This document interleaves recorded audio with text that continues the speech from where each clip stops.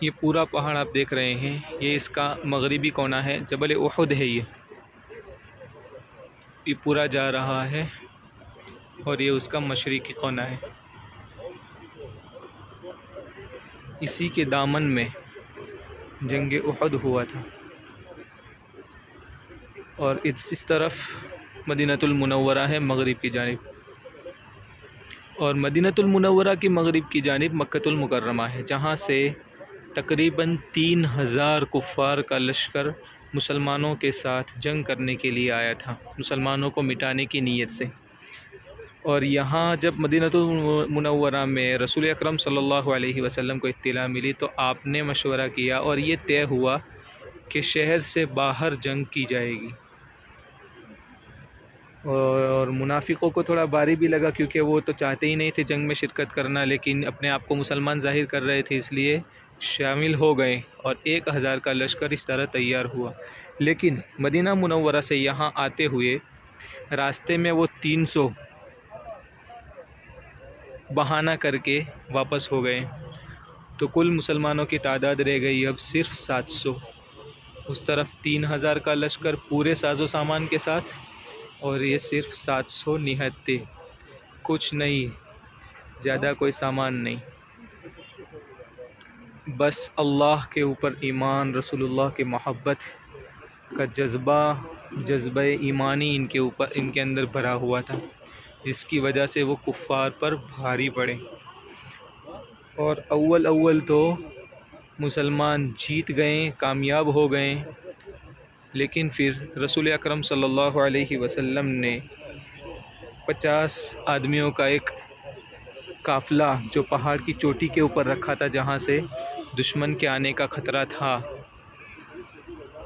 وہ یہ سمجھ کر کہ اب مسلمان جیت گئے ہیں، ہم بھی ان کا تعاون کریں مال غنیمت حاصل کرنے میں، یہ سوچ کر نیچے اتر گئے، اور پیچھے سے کفار کا لشکر آ گیا، جس کی وجہ سے سارا پاسا پلٹ گیا، اور جیتی جنگ ہار میں بدل گئی۔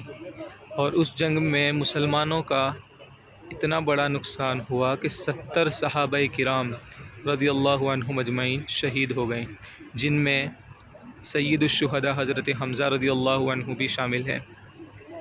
اس کے علاوہ قید بھی ہوئے،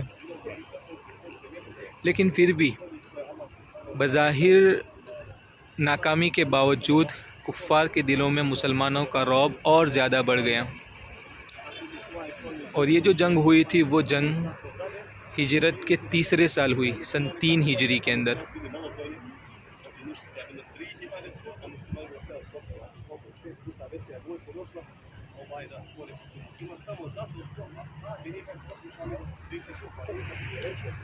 تو یہ تھی مختصر سی تاریخ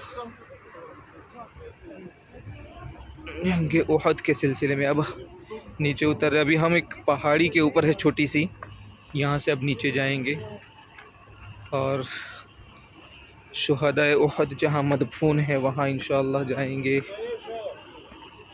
ایصال ثواب کے بعد پھر آگے کا سفر۔ ابھی ایک جگہ جانا ہے غابہ، جہاں غزوہ ذی قرد ہوا تھا، جس کو غزوہ غابہ بھی کہا جاتا ہے۔ اس کی تاریخ بھی انشاءاللہ اگلے ویڈیو میں ہم بتائیں گے۔ اگر آپ نے چینل کو سبسکرائب نہیں کیا ہے تو سبسکرائب کر لیجئے، ویڈیو اچھا لگے لائک کیجئے۔ اور یہ مسجد جو آپ دیکھ رہے ہیں وہ سید الشہداء حضرت حمزہ رضی اللہ عنہ ہی کی نسبت پر بنائی گئی ہے، جامع الشہداء نام ہے اس کا۔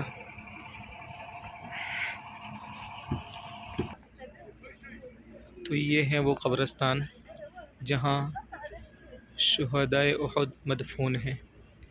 ابھی یہاں بارش بہت زیادہ ہوئی ہے، جس کی وجہ سے کچھ نشانات بھی نظر نہیں آ رہے، اور زمانہ بھی کافی ہو گیا ہے، جس کی وجہ سے ظاہر سی بات ہے کہ قبریں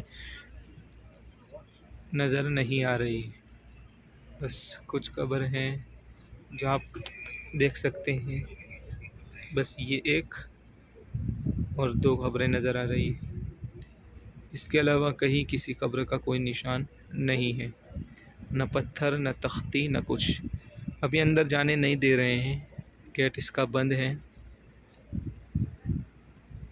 ابھی منع کر رہے ہیں اندر جانے کے لیے۔ ادھر سامنے اس طرف گیٹ ہیں. یہ بھی احد کے دامن میں ہی بنایا گیا ہے.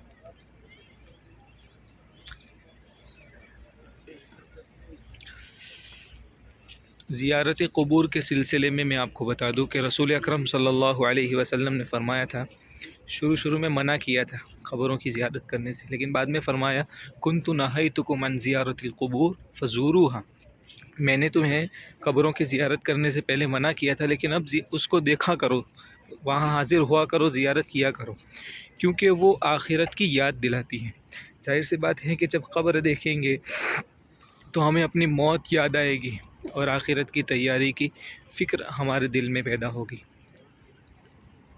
اللہ تعالیٰ ہم تمام کو مرنے سے پہلے موت کے بعد کی اچھی زندگی کے لیے تیاری کرنے کی سعادت نصیب فرمائیں. آمین یا رب العالمین. خدا حافظ، ملتے ہیں اگلے ویڈیو میں.